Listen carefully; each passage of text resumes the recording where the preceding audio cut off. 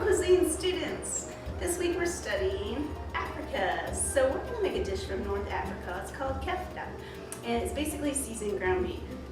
So kefta can be used, formed into meatballs and put into stew, or we can put them on kebabs and grill them, which is what we're going to do today. So we're talking about North Africa. So we're talking about Algeria, Tunisia, and Morocco. And when we talk about those areas, I think of spice, and that's what we're going to add to our ground beef to season it up and make it taste amazing. So first of all, we have 2¼ pounds ground beef. I'm going to go ahead and put that in my bowl. And then I have some garlic that I've already started to mince. I'm going to take you through the process. So I have garlic that I want to peel. So you don't have to be angry at the garlic, it's just a little tap. And that will take, well, maybe a little big tap. And that should take the skin off of there. Got a little stubborn piece here. And once you have the skin off, I love my garlic mincer. So this is really cool. This actually has a, this comes out so that you can wash it really well. So your garlic goes in, and squeeze really hard. Get all those great juices. There we go. And I've already pre-measured the garlic.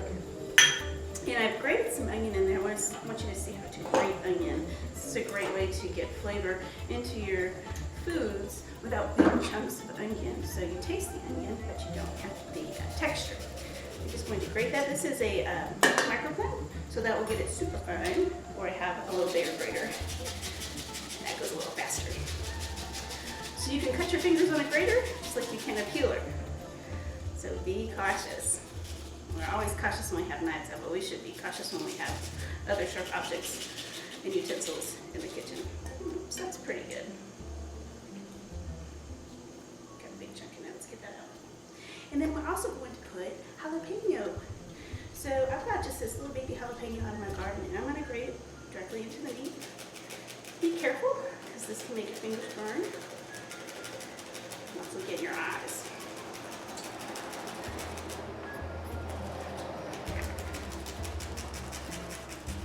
I'm getting some of the seed in there too. It'll be nice and spicy. Nice and hot. A little heat. Just jalapenos, it's not that hot. Alright, now for our spices, we have parsley. The last out of my garden. So excited. I have a sweet paprika. Turmeric. Black pepper. Coriander. Cumin. And salt. We're also going to put juice, about 2 ounces of lemon juice as well. So this is a lemon juicer. Some people think you put it in this way. However, it goes that way with the top up. You just squeeze that right into your ground beef mixture.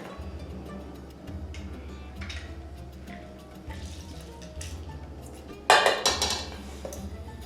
this point, roll your sleeves up and get ready to get a little messy. If you have gloves, go ahead and wear them. We're going to combine all of this using our hands. Remember that jalapeno is in there. So if you're very sensitive, go ahead and wear those gloves so your hands don't burn later.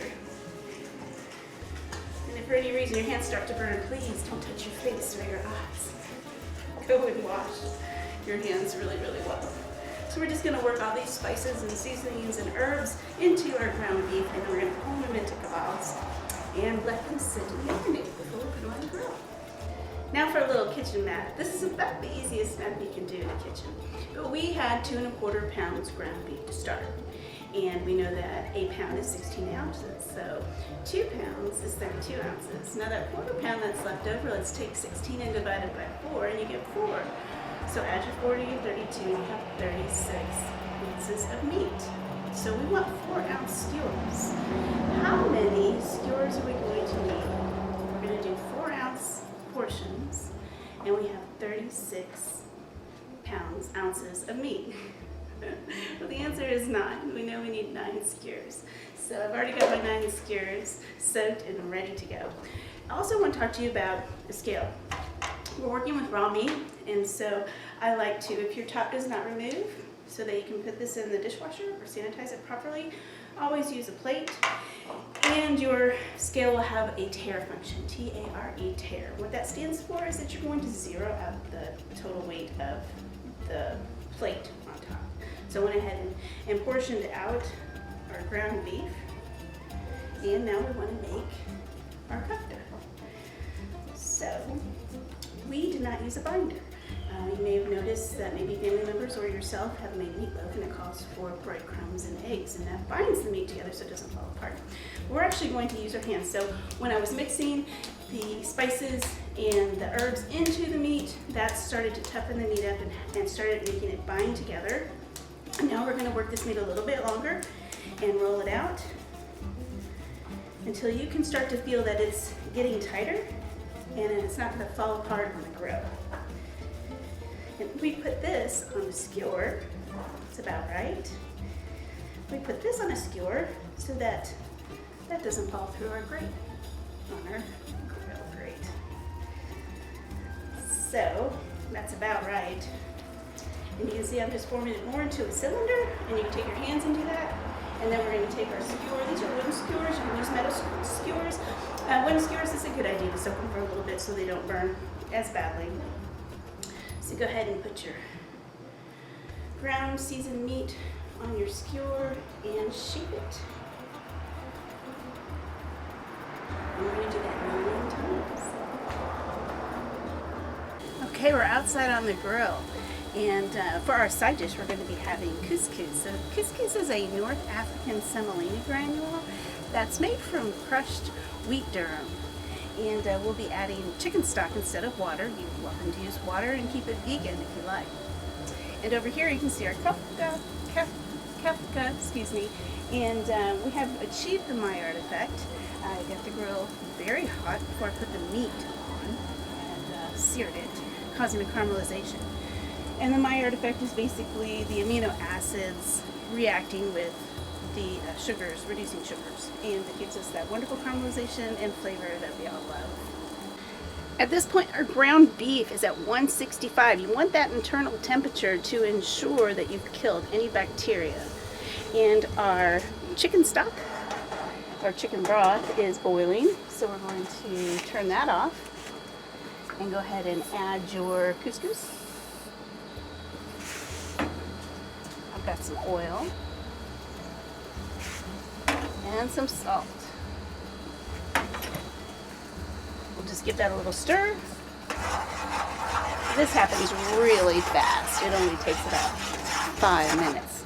I'm going to turn that off, and we're going to take it off the heat and let it just sit for about 5 minutes, and it'll be ready to go. I'm just going to garnish our couscous. So I'm going to add some olive oil and a little on the kefta, and then some really nice feta cheese.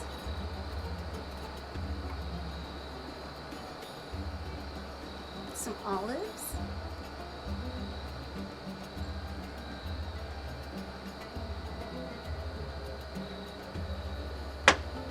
Parsley.